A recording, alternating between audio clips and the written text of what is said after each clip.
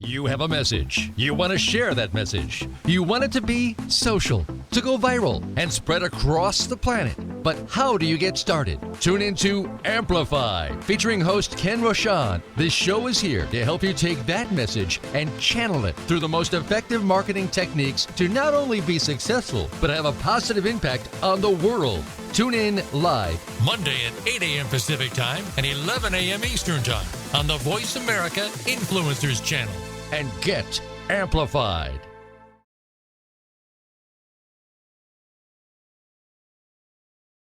Hello, this is Ken Rochon in Washington, D.C., and a beautiful day it is again. So excited about this show. I met this gentleman back in a couple months ago in Key West, and he won my heart over with his passion, his leadership, and his message. So I am so excited to hear from Kris and how he created a life he loves with his limitless mindset. So Andrea, how are you doing?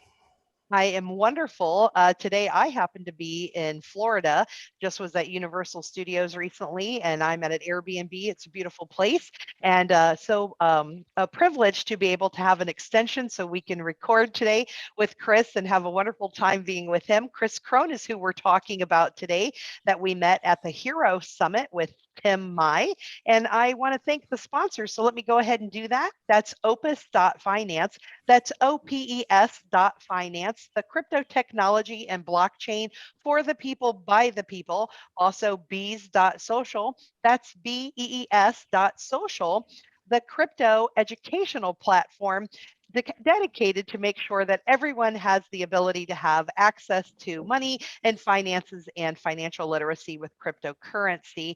The Umbrella Syndicate, the Red Carpet Connection, Voice America Influencers Channel, Perfect Publishing, the EMFFix.com, MyMakeupLady.com, Lynn Benavides, and Big Events USA.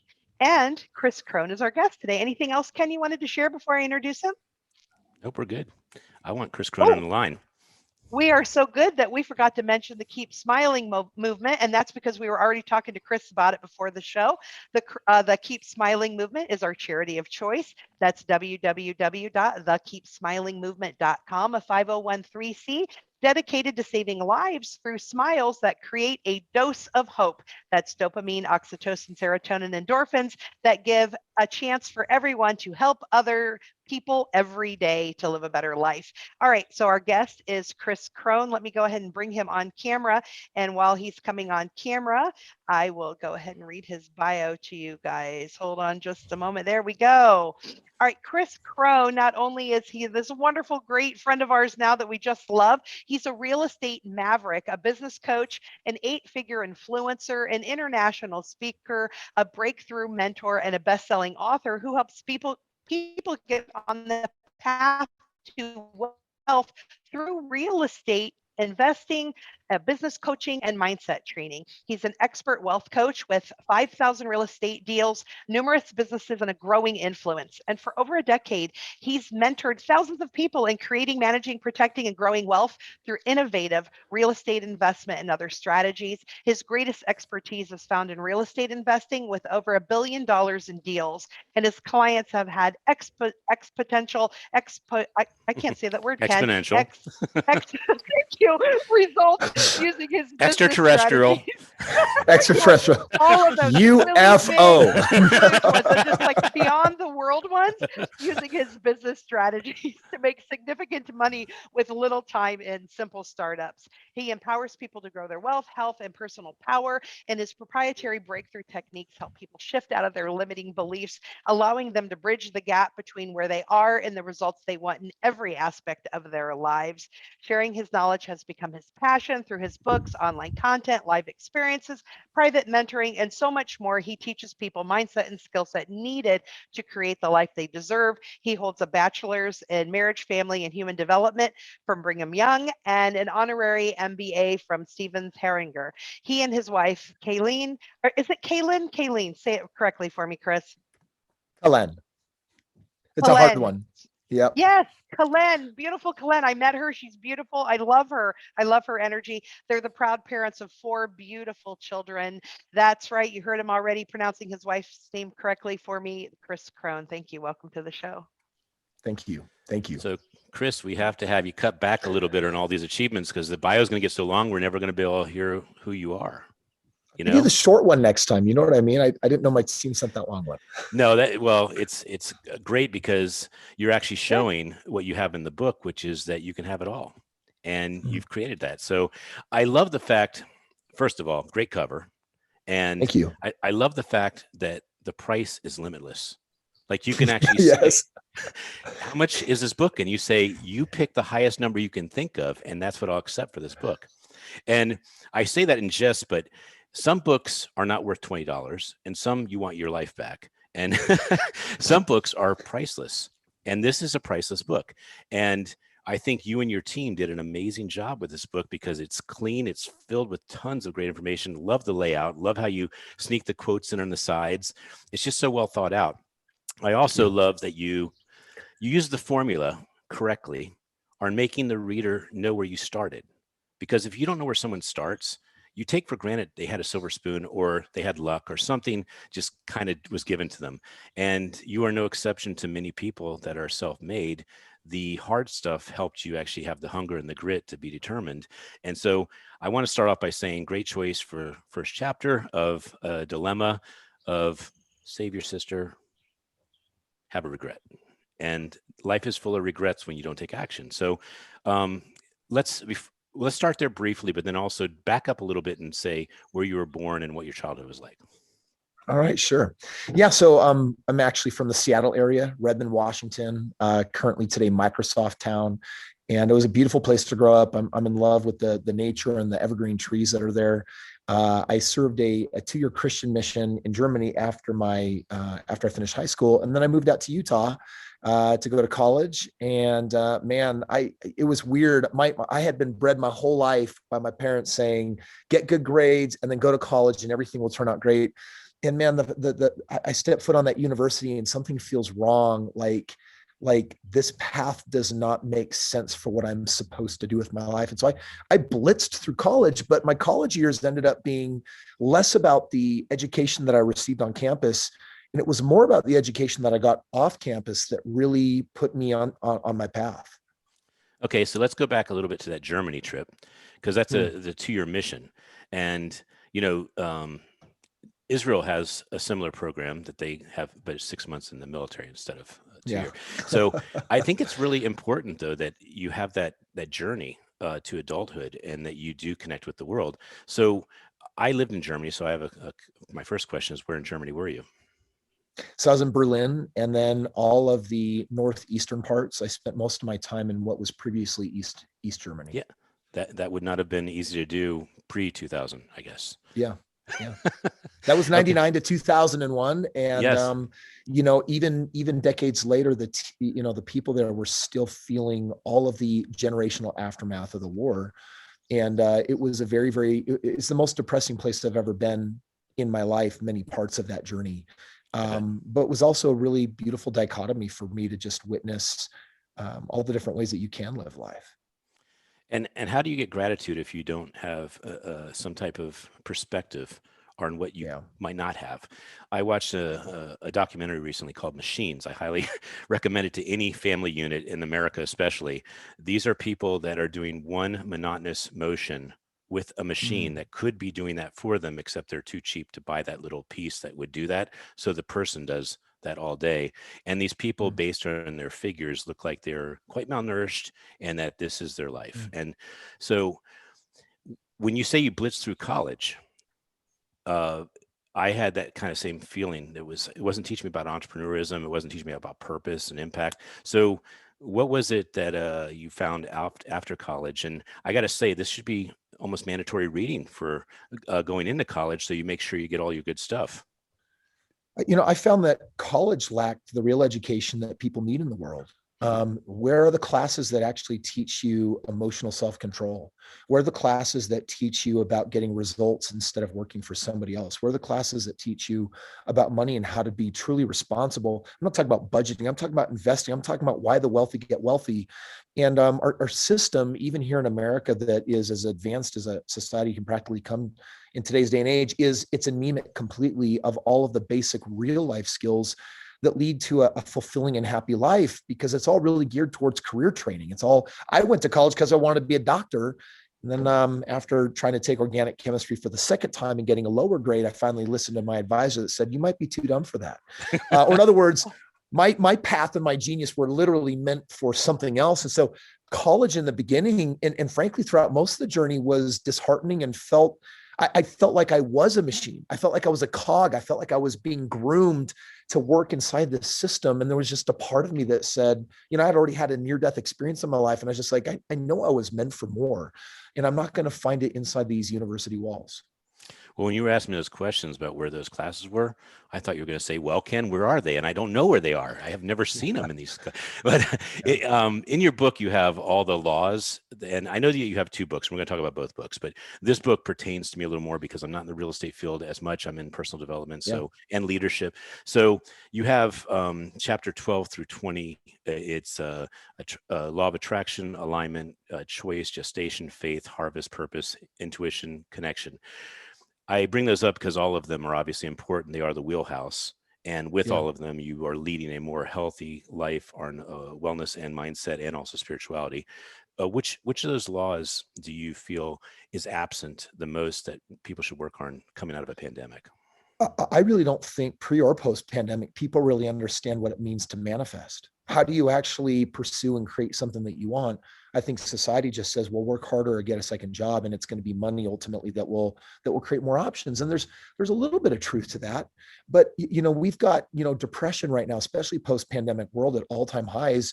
And whether you lost your job or you're working or you're feeling productive, that doesn't really change the stats very much. I mean, the reality is there's I'll ask people, because people come to my events and seminars all over the world, or they'll find me on my social and they'll say, hey, Kris, like, teach me how to make money. And then I say, well, why? And then they say, well, I want a nice house, or I want a nice car. I want to take care of my family. And then I say, why? Well, and I go dig deeper and deeper and deeper. And finally they get to a point where they hit the edge and their dreams are constructed on what other people told them their dreams should be. But at the end of the day, all they really want in having the money to buy the thing is not to have the thing, it's to produce a feeling. They want to have permission to feel a certain way, but their path to get to that feeling could be decades and might literally never self-actualize, but the feeling is available today. And I'm like, hey, did you know that everything that you want, there's a measure, there's a way for you to feel a part of it today? How do you manifest that? And so I think manifesting is what's missing today. So let's give the audience an idea of how you manifest. So let's go back first and do an exercise when you were in chapter 2, where you came home from a very long day and your wife was crying, and she said, we have bills due. We have in 2 weeks, we have rent, that the school tuition is due in 3 weeks. And we need groceries, and I don't know where the money's going to be for the groceries. Ken, it's a very sad, but also really motivating memory. I find that all of us kind of get to a deep spot in our life. And when we do, we either become overcome by it and then basically choose out and then go on a downward spiral, turn to addiction and in just a life of mediocrity, or we allow it to motivate us. And when I hit that moment, it brought me back to being a kid and seeing my parents fight over money all the time. My dad was a German immigrant. My mom, Irish blood, and that German and Irish blood would sometimes concoct into something really animated and loud and boisterous and angry. And I just remember being a kid and just saying, man, someday I'm going to get so good at making money that I'll take care of my parents. And that was an inner motivation for me. And yet here I was, 2 semesters into college, found out that I wasn't going to be a doctor. And even though I was going to school full time and working full time, I couldn't even pay my bills. And it was this moment when my wife, when it just hit her like a ton of bricks. And it wasn't that rent was due in 5 days and I couldn't pay it. And it wasn't that tuition wasn't going to be paid for and that we were going to have to go into debt, which she was so debt averse from her upbringing. What really led this moment to be so impactful for me was she went to the grocery store to pick up food. and she couldn't buy the groceries. She actually experienced a bounce check. And I felt in that moment embarrassed because my wife not only bought 5 days worth of food at the time, my wife was hungry and there was no food. And I just remember in that moment just thinking, oh my gosh, I'm doing it all over again. This is exactly how it went for my parents. This is how it's going to be for me my entire life.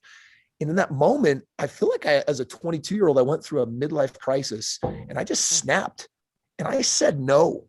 I said, I will never feel this way again. I will never put myself in this type of situation ever again. And I don't care if people say, well, you're young in college and you don't have to, and money's for later in life. I said, I'm going to solve it now. And by the time I graduated college 4 years later, I quit my job because I was financially free. I had a residual income that paid for everything, moved into a 10,000 square foot mansion, traveled around the world, and we started living this amazing life. And it's what happened in college, outside of college, with my education from my mentors that gave me the real world knowledge and information I needed on how to manifest. And people are like, oh, well, Kris, you're good at business. You're good at business. I sucked at all those things, real estate, everything. I had mentors that showed me shortcuts. And I basically put myself on a learning path that unfortunately successful people always seem to find, but most people don't. And so they're just living so far below their privilege. You want to give a shout out to any of your mentors? Oh my gosh, I got a list of them right here. In the last few years, I spent a lot of money and time with Tony Robbins traveling around the world. Garrett White has been a powerful friend and mentor. Dina Jordan, Heather Matter, Dolph DeRoos, Robert Allen, Joseph McClellan. I could go on. I've had over 30 mentors. The ones that you had back then? The ones that you had back then? Back then, Dolph DeRoos, John Sorensen, Heather Matter, Dina Jordan. That was so cool to meet those, the two of you at that event. You want to speak about that event? Because that event to me was magical and an emotional and spiritual level on top of everything else.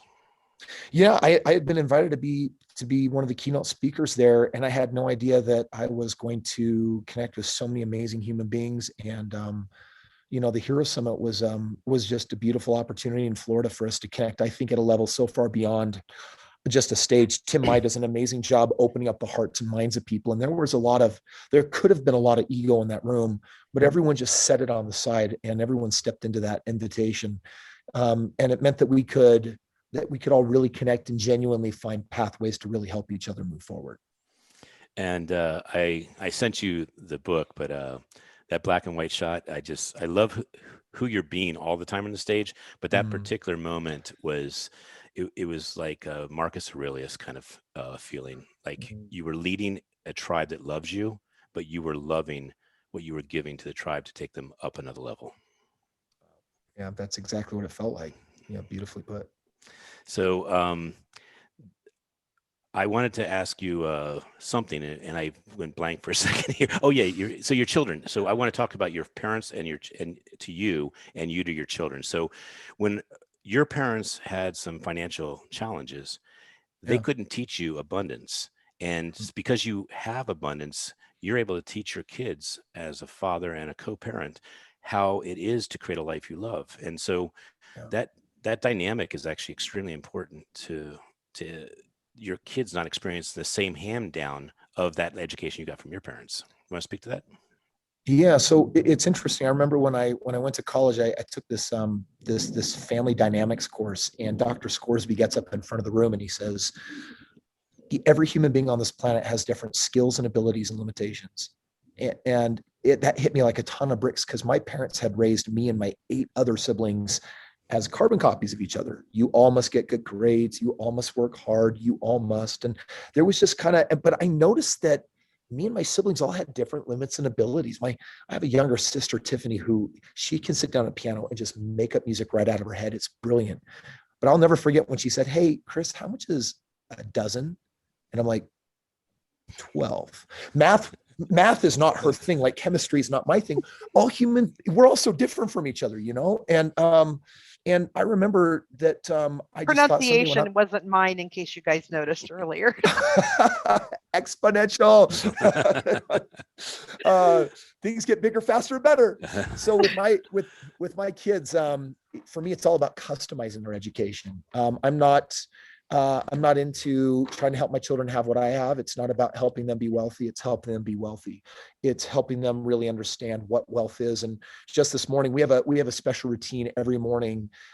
My children are all privately taught, and I have teachers that come into my home, and we have an environment for them. It's not homeschooling because we have all these experts that we bring in. And one of the things that I love about that is my children otherwise, I have some in elementary, some in junior high, some in high school, right? I've got 4 of them. And when you're in the school system, everyone just kind of leaves at a different time, and it creates kind of this disjointed morning. Mhm. And I feel like the morning is the most important time. I wake up at 4 to 5 every morning to reconnect with me at a physical level, an emotional level, and a mental level. And I'm preparing myself because between 8 and 9 o'clock, I've got that hour with my kids, and breakfast is going on in the background. But that hour is our opportunity to connect at a spiritual level, on an emotional level, on a connected level. And it's where I teach them about life. And today, this morning at the breakfast table, if I can just get personal for a moment, I said, throughout life, you're going to have difficulties and challenges. And I was speaking to my daughter, who's 15 and having some emotional struggles and some things with friends. And I just said, God is available to you every moment of the day if you're sincerely searching. And I just said, everyone close your eyes and take a deep breath in. And then I just showed them and invited them to feel that influence in their life and to feel it in the form of comfort. I just said, receive comfort right now. And when we were done, everyone opened their eyes, and we went around. I said, what'd you feel? And one said, well, I felt like a blanket, like I felt warm inside. We were having a really spiritual connective moment where we weren't talking about stuff. We're experiencing stuff. And I think that's really the hallmark in my life, is to be present. We can't be in lecture mode, and we can't be the automated mode like that documentary you're talking about where we're machines. We've got to be living life dynamically present in the moment. And so that hour is dedicated towards being present and connecting and seeing if we can learn something and then actually apply what's being learned in that very hour. That's more important to me than anything that I do during my entire day is feeding my children that customized education. Well, bravo. I actually wanted to, I want to be kind of vulnerable and personal with you. So there's a person that is putting this together, who's my producer, Andrea, and she's biting at the bit to ask you a question. But before she does, I just want to say what it is to actually have the right type of leap of faith or the right type of mindset that you trust, even though it doesn't make sense. You have faith. And during this pandemic, I didn't have the luxury of meeting someone like you before the pandemic and making investments and having more, more pathways to income or more pathways to abundance. And I chose everything that was events, event publishing, event speaking, event this. So needless to say, I lost 99% of my events. And that Key West thing was a tough choice because that was me saying through Andrea saying, this is an event you need to be at. And if I hadn't gone, I don't think we'd be on this program together. That's one safe one. And there's just so many other things that are rippling as a result of this. So I just wanted to yield and give her an opportunity. But I want to tell you, I gave over $500,000 to someone because I listened to my dad to pay rent for a studio that it would have been paid off 3 times over, maybe 4 times over. I've been there 37 years, Kris. Yeah. And had I known someone like you would have said, that's idiotic. And I knew it was idiotic, but my dad was a government man. He was a safe man. He goes, you don't know where your business is going to go. And, an entrepreneur is fearless. And I would have said, I don't want to listen to you, but I did want to respect him. So here I am, $500,000 I literally paid, and I had no more security with that studio. Yeah. And I was making a decision of whether I could go to Key West to meet you and a bunch of other cool people. So I yield to Andrea just to say that is what it takes to actually sometimes jump out of your comfort zone, is to get on a plane and say, this is where I need to be to create my new future. So thank you for being part of my new future. So I'm going to add a piece to that. So it was quite funny because I had told Ken we were going to Key West and that we had, been asked, and I wanted him to definitely go with me. He's my lead photographer. I don't like going to events without him. And yes, I can do the photography, but Ken outshines me every time. So of course I wanted him there. And I said, Ken, you're going. And I kept saying we. And he goes, and one day he said, we, Andrea, I don't know why you keep saying we. I already told you I'm not going. And I said, well, you can choose to say I'm not going, but I choose to say we are going because I see you there and you're going with me. I'm manifesting it. And whether you choose to have that happen is up to you. And as you noticed, Ken was there. And the second I landed, I knew I was supposed to be, that's for sure. Yeah. And we still have the office. which the office is a part of the Keep Smiling movement. And I have been manifesting that because I want us to be there and us to create that. And Ken has been coming along on that ride, and I'm so glad that he's slowly buying into my crazy, we can manifest anything that we want ideas. And in the future, someday I want us to have our own facility so that we're not paying rent, but that will come at a later date. But all right, so one thing, first of all, I want to commend you for talking about your children. I taught college, and I always taught college differently. So I love that experiential classroom where my students got to be alive and thrive and do things. And I did that with my kids, even though they went to public school. So kudos to you. And I want to ask you specifically about the manifesting. When did you realize, wait a minute, I do have the power to create things in my mind and actually have them be real and present to me? Well, first of all, let me define manifesting. The opposite is victimhood. Victimhood is anytime we feel out of control or out of power, or that a circumstance or a person really is pulling the strings. And manifesting is nothing more than when you realize that you are the author of your life.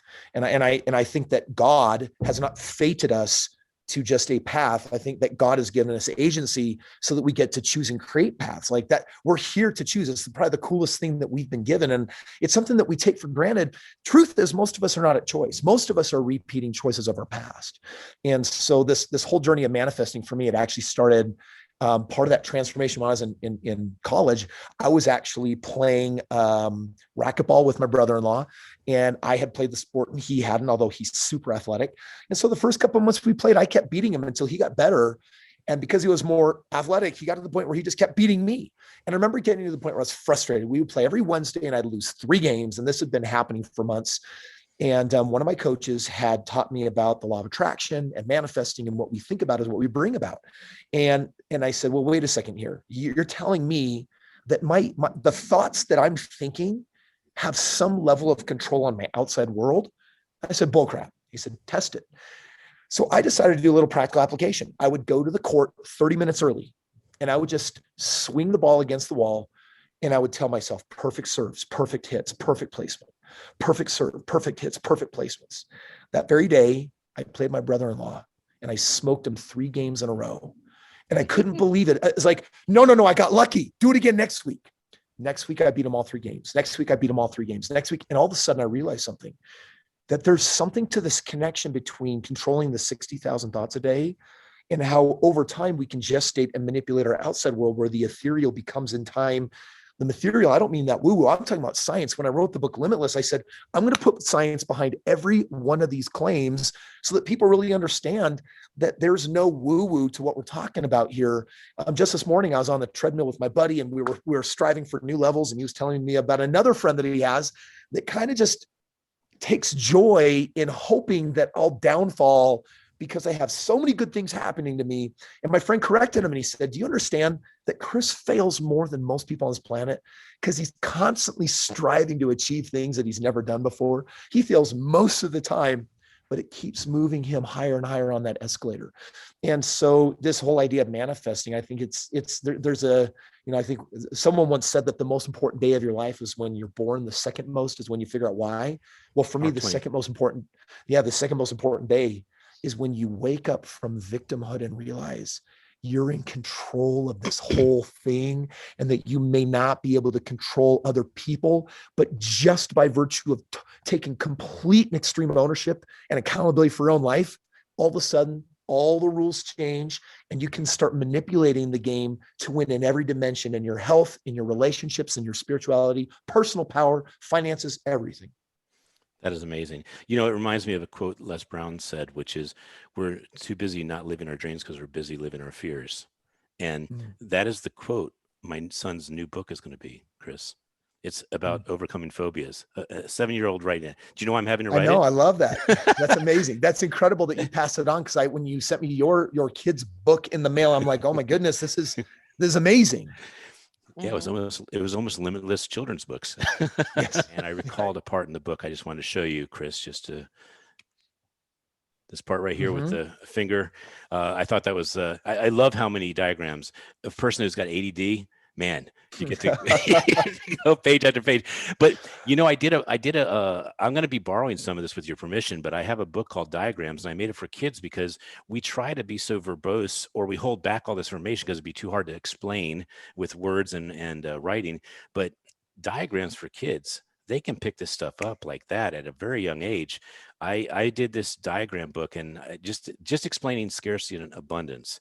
If you have a red circle and you have a green circle outside of it, that's abundance. And if you have a green circle, you have a red circle outside of it, that's scarcity, meaning you're overspending what you're making. So I do want to talk. I do want to talk about what we may have missed out in the Dose of Hope. So we talked a little about your childhood, obviously your mission. Is there anything else you wanted to include in your journey? Like, for instance, I didn't hear any other setbacks besides the time you were around 2002. They had some challenges financially. Were there any other challenges? I know you failed a lot because you've strived a lot. And by the way, I do agree with that mentality. If you are not stretching yourself, you're not growing. If you're not growing, you're not actually living life. You're living scarcity. So we want to know, what was another time that you were a challenge, that you had either failure, an obstacle, or something that really knocked you back and you had to step forward? Because the book is about a reader that needs hope. Yeah. It's interesting. On my journey, I decided that I had to master the game of money and wealth. And the reason why is because for me, money means choices. And if I want more options in life, then I have to get good at that game. I believe that we should be succeeding in every area of our life. A person, I like to learn from mentors that are older from me. And I especially look for mentors that have been through some heartbreaking, heart-wrenching, really, really damning results. And so I've learned some things along the way, that you could mistreat your body, but succeed financially and get to the point where you trade all your money to get your health back. Or you could focus completely on your career and not your family, and then lose your family, and then your career becomes meaningless. And so I really believe that we're these multidimensional creatures that are meant to grow in every area of our life, which just means, for me, all that really comes down to is being a little bit better today than yesterday, and measuring, how am I literally stepping into better health today than yesterday? How am I stepping into more money today than yesterday? How am I improving my relationships today better than yesterday? And if I'm making tiny investments across the way in every area or dimension of my life, I'm going to be a more successful human being. Well, that's all great and wonderful until we get challenged, and challenge is actually how we grow. Someone once put it for me, they said, Kris, if you really want to become a masterful human being that achieves more than, at your highest level of potential, then you have to be challenged. And for me, one of the biggest challenges came in 2009. And I'm not talking about the global financial crisis. I was crushing that. We were making crazy money through that. But I had an employee that embezzled some money from me. And it turned into, when she got caught, she went and complained to the SEC and made up a whole bunch of lies through a person. And the SEC came down on me saying, we have 93 complaints that you guys are doing some bad stuff. And a 14-month investigation ensued. And I lived scared during that 14-month period of time. I hadn't done anything wrong. And at the end of the investigation, they couldn't find truth to any of the claims. But mentally and emotionally, I was a wreck. And the day of deposition came, where I spent all day basically getting grilled, their attorneys against me and my attorneys. And I was a nervous wreck by the time that was done. And I swore to myself, I said, you know what? I never want an outside circumstance to have this much power over me ever again. And I reflected on that and learned for a couple of years with a lot of mentorship and coaching through what I experienced there. But this was my bottom line take-home lesson. There's nothing you'll ever face that's bigger than you. There's no challenge. There's nothing you'll ever face that's bigger than you. But the moment you believe there is, it's like Murphy's Law. It will manifest. And then that's what you get to struggle under. So we set our limits. And I realized that to live a limitless life is to become aware of the beliefs that limit us. Most of us get past childhood with a lot of beautiful beliefs, but also things like, I'm not good enough. I'm not smart enough. I can't do this. I can't do that. I'm not fast enough. I'm too old. I'm too young.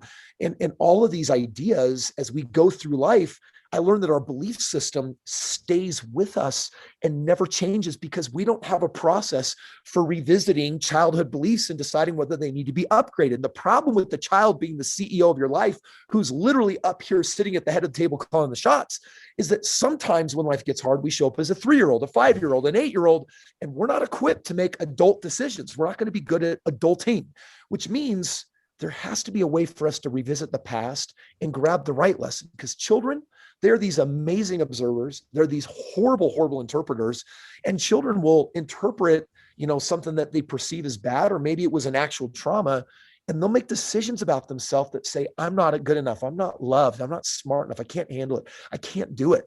And it doesn't help that by the time we're 16 years old, we've heard no 50,000 times from a loving parent that meant well, because children should actually not be able to do certain things, so that they don't kill themselves or kill other people. They're just not ready for it. And I think it's part of a design on life that is divine in nature. It's this beautiful game that says we have to get jacked up in our thinking. And then for me, the real journey, real success, real achievement, real fulfillment, real contribution can only occur if we're willing to get vulnerable and look at what isn't working and alter those beliefs, because they're not true. They're just ideas that we hold true. Most people at the kernel of all limiting beliefs believe that they are not enough.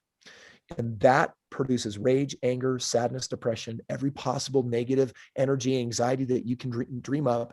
And that's what most humans suffer under, unless they find a way to realize the truth, that that's an idea. And even though you've been worshiping it long enough to believe that it's true, it still doesn't make it true. This idea that you're not enough, that's a lie. The truth is you are enough. And we've got to believe in ourselves. We talk so much about believing in God, but you know what? That belief is rendered impotent if we don't believe in who we are as well. Because guess what? We're the one acting on this earth. We're the ones that have to show up. It's not just sitting and thinking nice thoughts. We then have to act. Execution is everything. We have to show up. So, I think maybe to answer your question, for me, I think at the end of the day, what this comes down to is realizing that your beliefs are worth reevaluating, and any belief that limits you or no longer serves you needs to be traded for something limitless and for something empowering. And so, yeah, beautiful. Well said. That's a book in itself, but you already did a book on that. So was there a time that you can recall that you felt like you weren't worth it, or that you weren't, yeah. I went on a 10-year journey of facing 5,000 limiting beliefs. I documented every one of them in my journals. And I would be meeting with some coaches daily. Some of them I'd meet once a week, some of them twice a week. And during the course of an hour, we would eventually uncover 10, 12, 15 limiting beliefs. And then I would swap them out for something new.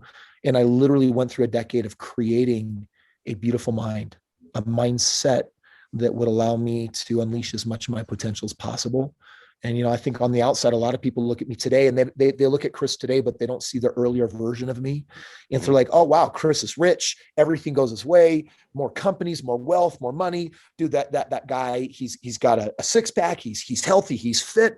Like, he has a podcast called Have It All. And he's talking about how you can have it all and have everything. And you can win across the board, even so that you can strive through challenges. What I don't realize is that's all created. That is the unfinished tapestry that God left us that only we can finish. And we're either creating out of mistrust, or we're creating out of cynicism or skepticism from our past hurts, or we are rising above like the phoenix and then figuring out how to create anew again at a higher level. Very good. So what was the day? You said there were 2 days: when you're born, and then when you find your purpose, or you leave your victimhood. So what day was that for you? Do you recall? My awakening happened the day I walked out of that ocean after attempting to save my sister's life. I was done for. I was going to die. I jumped in after her. I was a lifeguard. I thought I was going to save her. The riptide kept pulling us further and further and further. And I only jumped in because I knew I would not be able to live with myself if I didn't try. And when we were both out there with that undercurrent pulling us further and further and further away, my sister and I knew how to do nothing but cry and pray. And that's what we did. And a non-breaking wave carried us all the way back to where we could stand again. And when I walked out of that ocean that day, my mom thought I saved my sister's life. And that wasn't true. My life had been spared. And I decided that day that I was going to live every day like I was dying, not with fear, but with gratitude. I was going to live every day and make the most of it. And that's what I've tried to do every day since. Yeah, that is an amazing shift for someone to accept that a day is a gift. It is a present. And I have this TED talk I'm developing called "What's Your SPH? What are your smiles per hour?" And it actually looks at I like how, that. how often are you being grateful? And you know, people like yourself, you've learned that gratitude feeds the engine, and in Yes. feeding the engine, you're actually living. And Yeah. because you're a man of science, because of how you've written your books, uh, I have found no exception to this rule that the higher your SPH is, the higher your abundance is, and Yes. the higher you are enjoying life. I can't find any exception to this. Well, and I got to tell you that even if whether you're making a lot of money or not, but you've learned how to be happy otherwise. Right. I mean, does it really matter? I always tell people when they're my proteges and students, I say, you need to learn how to feel the abundance up here. You should go into your mind palace every day and spend 5 to 10 minutes practicing joy and happiness and contentment and peace and abundance. And then in time, your outside world will come to reflect that. But even if it didn't, or if it didn't go fast enough, or even on a hard day where it doesn't look like things are going your way, if you have practiced, Kevin Hart taught me this, we have to have a ritual by which we can meet negativity with reinforced positivity. And for me, that's the mind palace every day, spending time in there. And if you tend to be a depressed or unhappy individual, then you get to be punished with more time in your mind palace, practicing being happy, because we don't get what we want. We get what we practice. And if every day you're practicing being happy, I love that, smiles per hour. I'm going to quote you on that and share that, because that is really powerful, Cam. Thank you very much. I know we haven't spent very much time on this, so I did want to take a couple minutes to say, when people are getting this book, they are people that are buying houses. These are people that want to learn how to buy houses. Tell what it was like when you made your first investment and why this book was important to write. Well, I had my mentors that tried to teach me this game of real estate, and I've got a very mathematical mind. I was horrible at chemistry, but stats was my jam, and I took all the known real estate strategies out there and said, there's got to be a best one. And I created a theory based on an algorithm I wrote, and then I put it into practice. And that's why when I graduated college, I was financially free. And then I just kept multiplying and multiplying. But eventually, when this was really weird, graduating college and living in a 10,000 square foot house on the golf course outside the beautiful canyon in a desirable neighborhood for the entire county, driving, the nicest BMW and Escalade that they make, and doing world travel.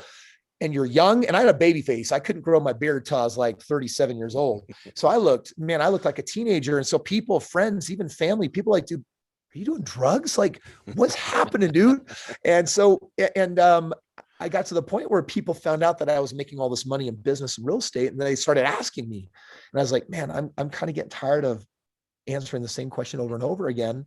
And so I decided to write a book. And frankly, it was a time saver, because I wanted to help people, but I didn't want to give them a 3 to 5 hour lecture every time to say, well, if you want to be, rich in the shortest period of time possible with the least time, effort, and risk, then this is exactly how I would do it. So I wrote a book on it. I give it away for free on all my websites. People can find me on social media, and I ask them to cover the shipping and handling, but otherwise I just give the book away.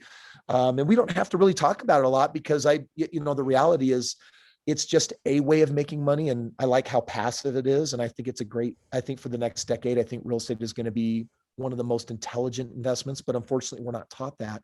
So the book for some people out there might be an excellent, simple guide to really making a real estate understandable at a very easy level, and how a few simple moves can cascade into it's not going to be get rich quick, but you could become financially free in a matter of years, as opposed to maybe never with society's financial game plan.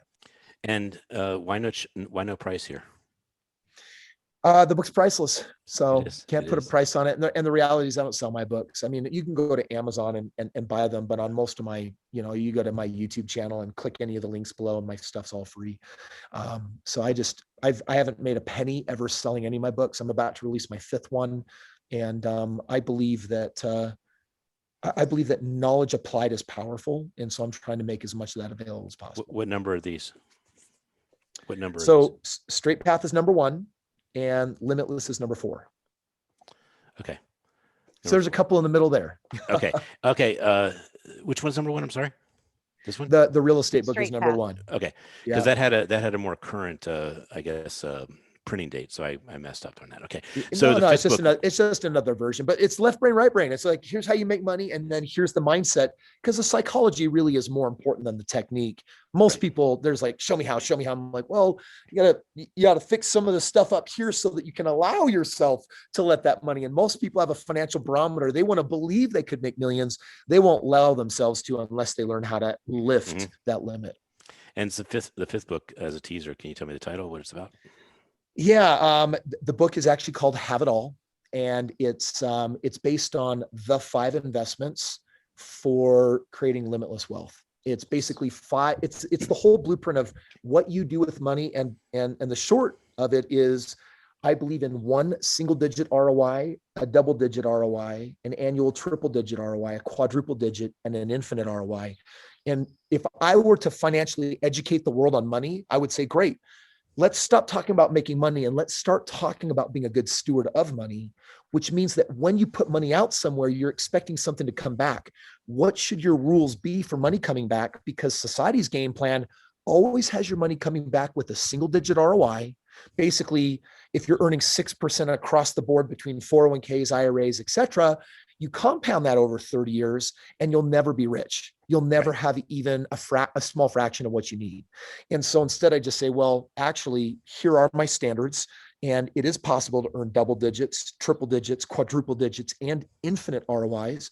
And here's how you do it. So that book, I think, is actually going to, I think for anyone that reads it, it's going to completely shift the ways they see money for the rest of their life.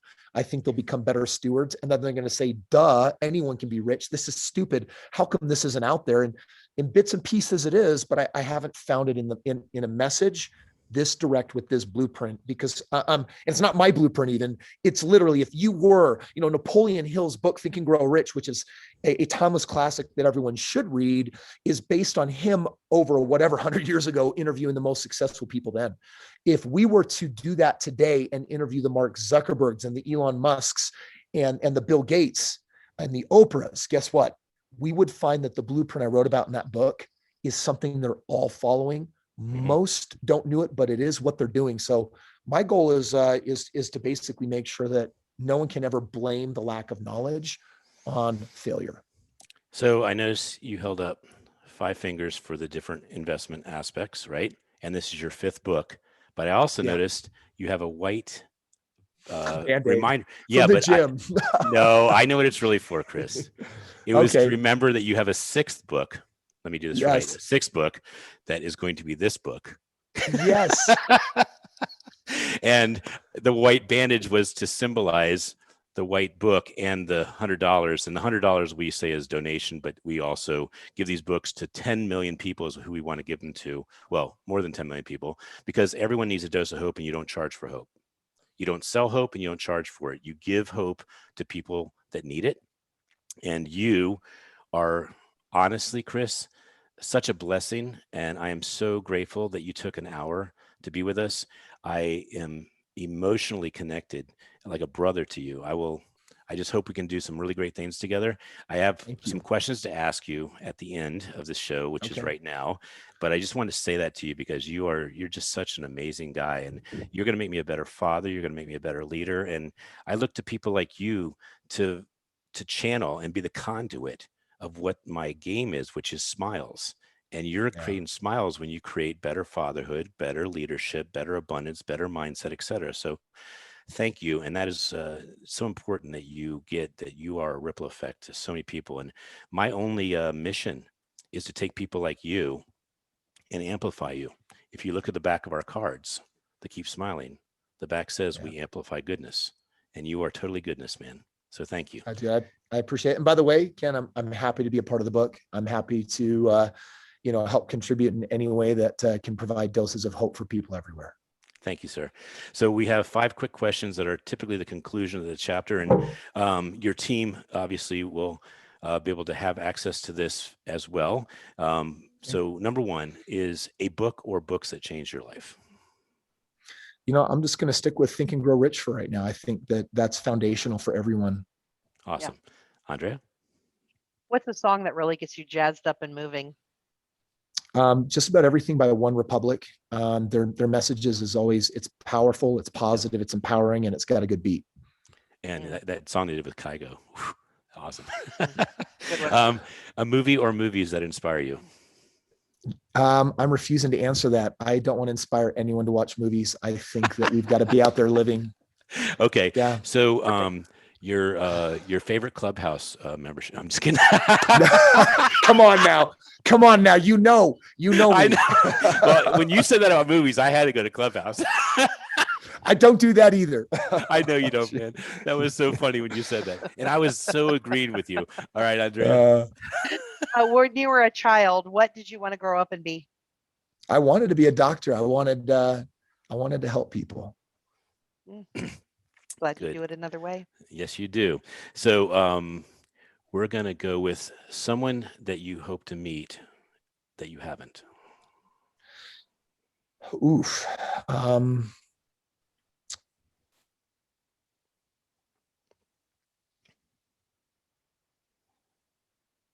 That's a really good question. I'm feeling super blessed in all the people that I'm meeting, and more people than I ever thought I was ever going to meet.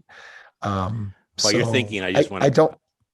Go ahead. Do it. I want to commend you on one that I saw the interview you did with Sean Callaghy. Yeah. What a brilliant interview. You guys were like in sync, and it was just such a dance in that conversation. Yeah, he's a beautiful man too. Yes. And so I really enjoyed that. And I know you can't say him because you met him, and that was a qualifier. So if you'd like to sidekick it to a couple people you're just so grateful you have met, you can do that as well. You know, I guess I really want to say this. I think sometimes we look up to find people that we can look up to, but I think that we should be looking all around us. If we just stop and realize that there's literally something to learn from the beggar on the street, if you can learn from them, you can learn from anybody. But I do think mentors are really important. They have absolutely changed my life. When I found my education outside of college, it was by finding individuals, not who possess knowledge. It was all about results. I wanted to be with people that didn't claim they knew how to get there. They were there and they had done it 1,000 times. And so I basically said, you know, if we become the average of the 5 people we hang around, then I want to know what my goals are. And then I want to find someone that has done 10 to 100 times more than that. And that person will be my mentor. And that's put me in the airspace of now billionaires that are friends, very, very successful individuals. And I don't know if I really have a list yet. You know, I think I'd love to meet Mark Cuban. I think I'd love to do an interview with him on my show. I admire so much his entrepreneurial spirit and the warrior way that he is. Yeah. So I think I'd enjoy meeting him. Very cool. Andrea? Mine's Gene Simmons, by the way, because I love his business mindset on having owned all that trademark all those years on Kiss. Our final question, Kris. What's a quote you live by? Live like you're dying. Very important. Thank you, Kris. So you have been amplified. You have definitely amplified a life that you love. Thank you, Ken. And we rejoice in having leaders like you on our show, and anything we can do to help support you. So thank you very much. Ladies and gentlemen, we will be back next week. Stay amplified.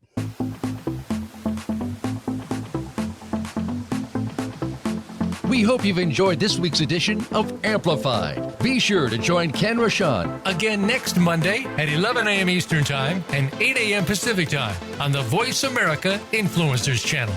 Now, go get your message heard.